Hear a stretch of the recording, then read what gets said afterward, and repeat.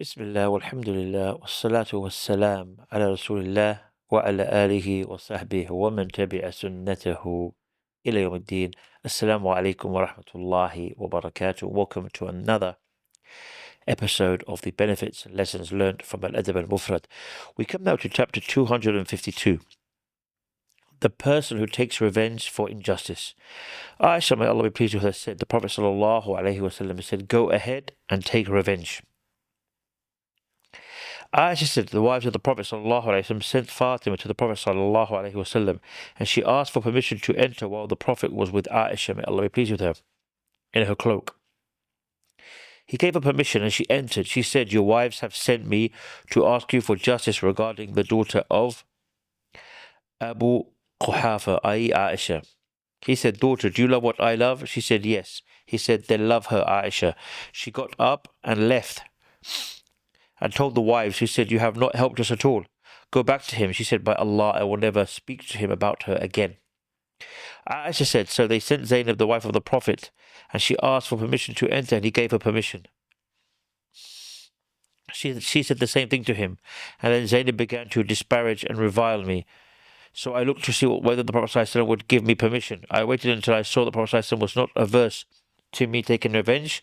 I attacked Zainab, and I did not hesitate to inflict a severe defeat on her.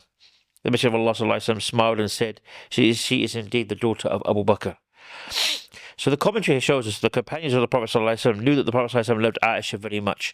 So people used to send gifts when he was in Aisha's house more than when he was in anyone else's house. The wives of the Prophet ﷺ asked him to suggest to the companions that they should send gifts to everyone and not particularly to Aisha's house. The request was rejected because it was not for the Prophet ﷺ to suggest to the people to whom they should give gifts. For the people themselves should decide this.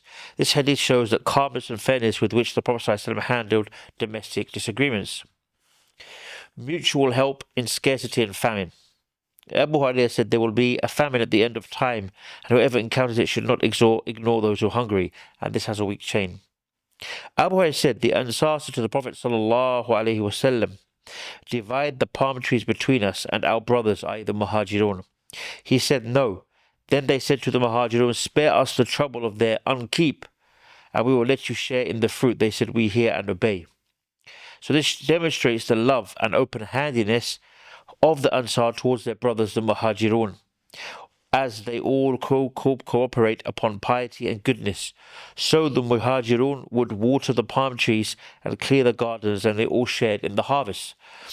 Abdullah ibn Umar said that Umar ibn al-Khattab, may Allah be pleased with him, spoke in the year of drought, which was a severe, disastrous year, after he had done his best to help the Bedouins with camels, wheat and oil from the adjoining villages and fields, until all the fields were exhausted as a result. He stood up to make supplication and said, O Allah, provide them at the tops of the mountains. Allah answered that prayer for him and for the Muslims when abundant rain fell. Umar said, praise be to Allah, by Allah, if Allah has not given us relief, I would not have left the people of any Muslim's house in a state of plenty without putting a like number of poor people with them. 2 people would not die with the food which could support 1 person. Salama ibn al-Aqwa said, the Prophet ﷺ said, as for your sacrifices, none of you should have any of it left in their house after a period of 3 days. When the following year came, they asked, Messenger of Allah, should we do the same as we did last year? He said, eat and store up and save. That was a year in which people were in difficulty, and I wanted you to help. So this hadith highlights the following amongst others. 1. The concerned leaders should have for the welfare of their subordinates. The Prophet ﷺ left the companions, may Allah be pleased with them all, upon this virtue as demonstrated in the preceding narration. 2. We should not store food when those around us suffer severe difficulties of hunger. 3. Verdicts would change as the reasons for them change. Chapter 254, Experience. Urwa ibn Zubayr said, I was sitting with Muawiyah, who was speaking to himself, and then became alert. He said, forbearance is nothing but experience, and he repeated it 3 times. So the statement of Muawiyah shows us that it came after he pondered thoroughly about this great issue. The character of being patient, able to control one's emotions, and willing to forgive someone who has upset one will only be achieved when one benefits from his past rights and builds upon them, or considers his errors and avoids repeating them. The narration shows the virtue of experience and that mere notions are not sufficient for life.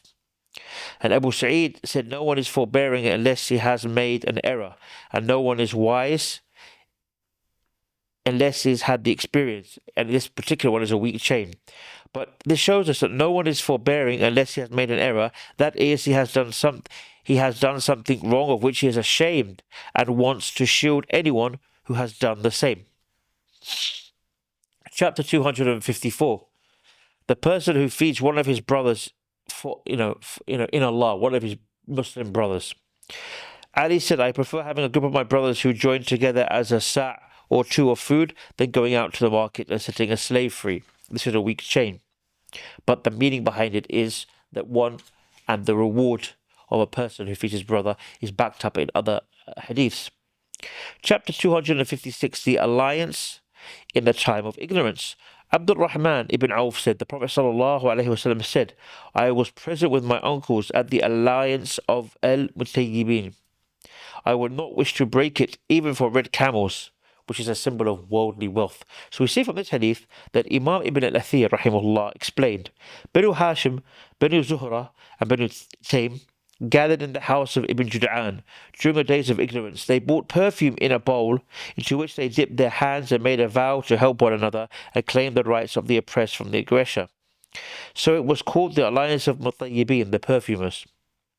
Unfortunately, many of the people wrongly considered this report as from the narrations of the companion Ibn Auf, rather than a report from him, from the Prophet ﷺ. The hadith encourages supporting the oppressed against the aggressor and making alliances that facilitate maintaining the ties of kinship, of course, within the limits of Sharia. So just to recap, we can see that it's mentioned the importance of helping the Muslim brother and sister, of course, when you can. Help them if they're needing of something. Help them in feeding them. And that one shouldn't store his food up in great quantities, filling up his fridge and his cupboards with all this food if he knows that there are people close by who need this food. He should give it to them in charity, as we saw from the hadiths.